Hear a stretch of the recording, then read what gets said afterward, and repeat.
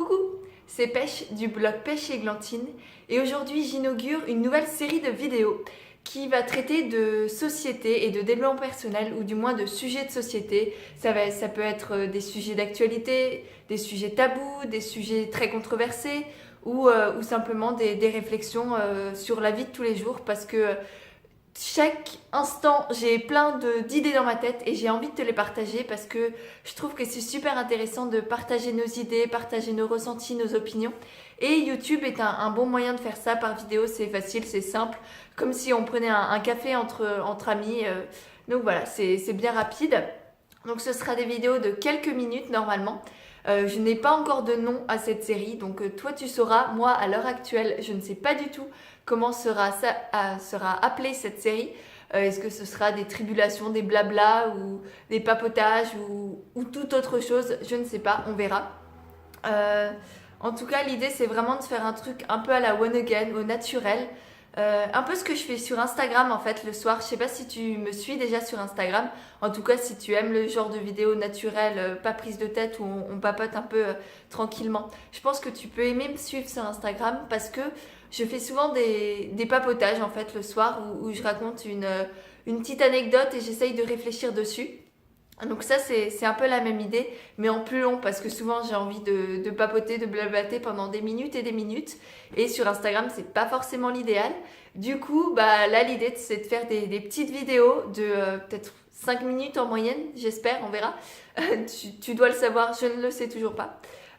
Pour te parler de sujets divers et variés.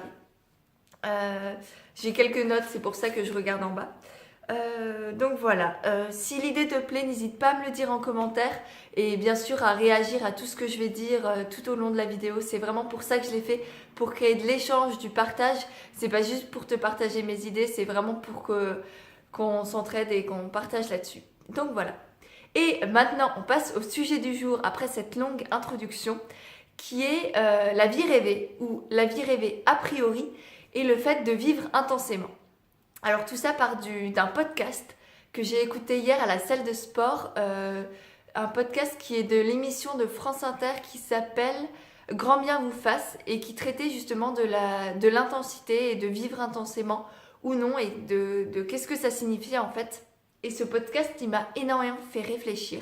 Parce que souvent, on voit la vie rêvée aujourd'hui, enfin la société a décrété qu'une vie rêvée, c'était une vie qui allait à 100 à l'heure, où on faisait 3 milliards de tonnes de voyages, où on avait un mari, où on était passionné, où on avait un super boulot, voilà, on était super épanoui dans tous les champs de notre vie et que tout allait bien.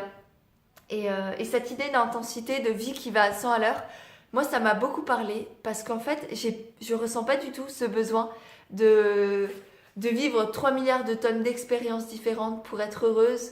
J'ai pas envie de forcément voyager alors qu'aujourd'hui enfin à chaque fois que je dis que durant mes études par exemple je n'ai pas voyagé alors que tous mes amis sont partis à l'autre bout de la planète pendant 6 mois ou un an pour étudier, bah moi j'avais juste pas envie en fait et je trouve ça dommage de presque forcer les gens à vouloir suivre ce mouvement de voyager qui en plus n'est absolument pas écolo, mais ça c'est une autre histoire. Ouais, pourquoi on devrait avoir cette envie de voyager alors que non, moi je suis très bien chez moi, je vis plein de choses au quotidien qui me rendent heureuse, j'ai pas besoin de beaucoup pour être heureuse, je me contente de très peu, je vis simplement et les petits bonheurs de la vie me suffisent en fait, je suis pleine de gratitude au quotidien. Et je pense que même je suis plus heureuse que certaines personnes qui se forcent à vivre des choses juste pour les vivre et pour dire ouais j'ai fait ci et ça, et j'ai vu ci et ça et j'ai mis ça sur mon CV parce que c'était cool. Non, moi j'ai pas envie de tout ça quoi. Et j'ai trouvé cette émission très intéressante parce que le fait de vivre intensément nous empêche de vivre en fait quelquefois pour moi. Parce que tout va tellement vite que tu prends pas le plaisir de l'instant présent et t'oublies totalement que le bonheur bah, c'est maintenant et c'est pas dans le truc que tu vas faire après. Et du coup, je trouve qu'au contraire, vivre intensément, c'est ne plus vivre ou vivre beaucoup moins de choses. Alors que quand tu vis les choses lentement, que tu accueilles chaque événement, chaque expérience, chaque rayon de soleil ou chaque chant d'oiseau, je sais pas, c'est ridicule, ça paraît bisounours. Et pourtant, moi le matin, mais qu'est-ce que je suis heureuse d'entendre les oiseaux à travers la fenêtre et j'ai la sensation là de vivre vraiment quelque chose d'intense. Et alors que quand je voyage, je suis plus dans le stress d'attraper le prochain bus, de bien avoir l'avion qui va me déposer à tel endroit. Après, je devrais avoir mon hôtel et je devrais faire voir ci et ça et ça et ça, parce que sinon, j'aurais pas vécu l'expérience pleinement et qu'il y a tellement de choses à voir dans telle ville ou tel pays que faut que je les accumule pour dire à mes potes que je les ai vus et prendre des photos à publier sur Instagram. C'est fatigant, quoi. Franchement, c'est fatigant. Je sais pas si c'est moi, mais vivre intensément ou vivre cette vie rêvée a priori, rien que d'en parler, bah, je suis fatiguée. C'est triste, c'est atroce. Et puis, je trouve que rien que d'être dans la nature, ça nous permet de vivre des choses intenses. J'écoutais, durant le podcast, il y avait une personne qui donnait un témoignage et qui disait qu'elle avait regardé la mer, la marée monter et descendre pendant 2 heures et qu'elle avait l'impression de vivre quelque chose d'intense. Et je pense qu'effectivement, de se poser par exemple dans la nature, on peut vivre et se connecter à elle et vraiment et se connecter à soi et à la nature à la fois.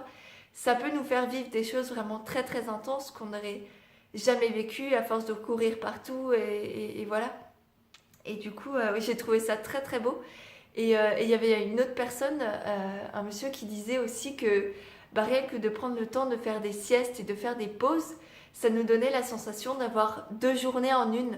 Et c'est vrai que moi, je sais que quand je fais des siestes, je me réveille et j'ai la sensation d'avoir une nouvelle journée, un regain d'énergie qui me fait vivre encore d'autres choses, de voir la vie différemment et que, ouais, une nouvelle journée alors qu'on n'en a qu'une et que c'est que 24 heures qui sont passées. Et c'est même plus intense que de vivre, que de courir partout, encore une fois, je me répète, mais c'est vivre les choses encore plus en conscience et pouvoir se dire tous les soirs qu'on a vécu ça pleinement et de s'en rappeler, alors que quand on accumule les expériences, et à la fin, on ne sait même plus ce qu'on a vécu et ce que ça nous a procuré comme émotion, alors que vivre 2-3 émotions pleinement dans la journée, je trouve ça bien plus intense en fait que de les accumuler. Il y a 2 intensités différentes peut-être en fin de compte. Il y a l'intensité de la vitesse et l'intensité du moment présent, qui sont 2 choses très différentes et intenses toutes les 2. Voilà. Est-ce que j'aurais répété le mot intense dans cette vidéo? Waouh. Donc voilà, je m'arrête ici parce que sinon ça va être beaucoup trop redondant. J'espère que ce type de vidéo te plaît. Comme dit, n'hésite pas à me dire ce que tu en penses en commentaire parce que vraiment c'est un nouveau format que j'inaugure et je sais pas, moi c'est le genre de vidéo qui me plaît et c'est aussi pour ça que j'ai envie de te partager ce genre de réflexion. Comme dit, ce sera surtout sur rien, en fonction de mes envies et de mes pensées. En tout cas, je t'invite, comme dit, à me suivre sur Instagram si ce genre de mini débat te plaît.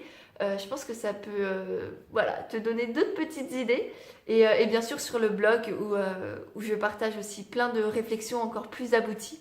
Je te mettrai le lien du podcast aussi en barre d'informations.